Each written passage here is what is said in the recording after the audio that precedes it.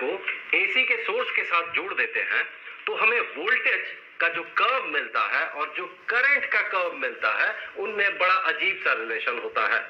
ये वोल्टेज का कर्व और ये है करंट का कर्व।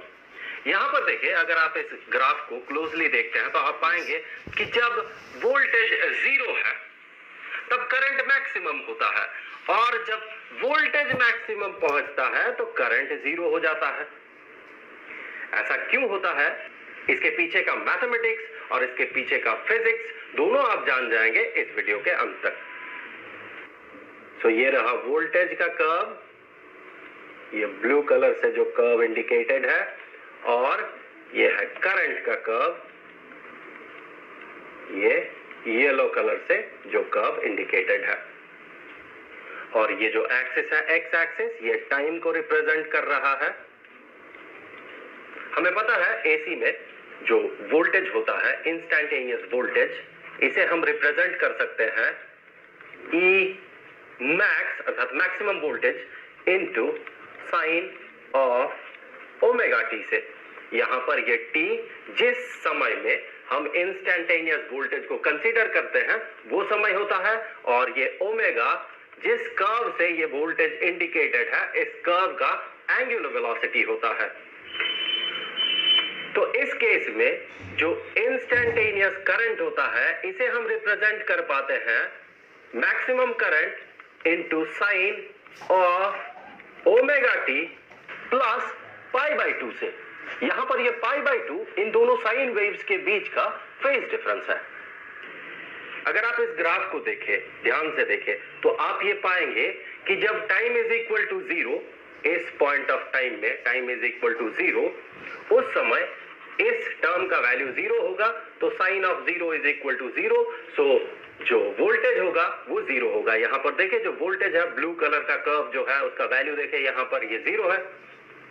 पर जब t 0 है, टाइम इज इक्वल टू 0, तो ये ओमेगा टी ये तो हो गया 0, लेकिन ये पाई बाई 2 यहां पर बचा हुआ है। तो ये जो टोटल एक्सप्रेशन है ये पाई ओवर 2 के बराबर है, जो कि 90 डिग्री होता है अगर डिग्री में कहे तो। और हमें पता है sine of 90 degree is equal to 1, तो जो करंट होगा वो मैक्सिमम करंट के बराबर होगा।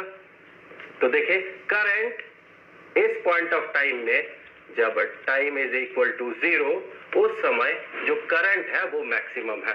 उसी तरह से एक और टाइम कंसीडर करें, एक ऐसा समय जब ओमेगा टी का वैल्यू होगा पाई बाई 2। तो जब ओमेगा टी का वैल्यू पाई बाई 2 होगा, इसका मतलब ये जो एक्सप्रेशन है ये बनेगा साइन ऑफ पाई बाई 2 अर्थात साइन 90 डिग्री। हमें पता है sine 90 degree is equal to 1। उस समय जो वोल्टेज होगा वो मैक्सिमम वोल्टेज के बराबर होगा। तो यहां पर देखिए वो समय कौन सा होगा, वो समय ये होगा। इस समय देखिए जो वोल्टेज है वो मैक्सिमम है, तो ओमेगा टी उस समय पाई ओवर 2 के बराबर है। यहां पर देखिए ओमेगा टी अगर पाई ओवर 2 होगा अर्थात पाई बाई 2 90 डिग्री होगा, तो ये पूरा का पूरा एक्सप्रेशन 180 डिग्री हो जाएगा।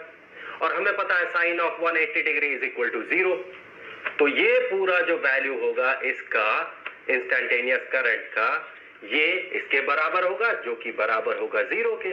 तो करंट उस पॉइंट ऑफ टाइम में होना चाहिए 0। तो यहां देखें उस पॉइंट ऑफ टाइम में, इस पॉइंट ऑफ टाइम में जो करंट था वो 0 के बराबर। हमें इस एक्सप्रेशन से, इस सिस्टम के लिए इस एक्सप्रेशन को डिराइव करना है। सो ये हमारा टारगेट है।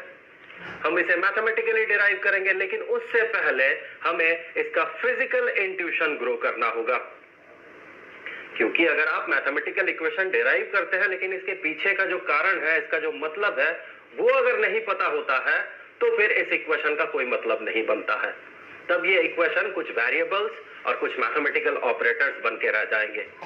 तो चलिए देखते हैं ऐसा क्यों होता है, क्यों जब वोल्टेज मैक्सिमम होता है तो करंट 0 होता है, और क्यों जब वोल्टेज 0 रहता है तब करंट मैक्सिमम होता है। कुछ हद तक तो हम इसे समझ ही पाएंगे, उसके बाद मैथमेटिकली हम इसे डिराइव करेंगे।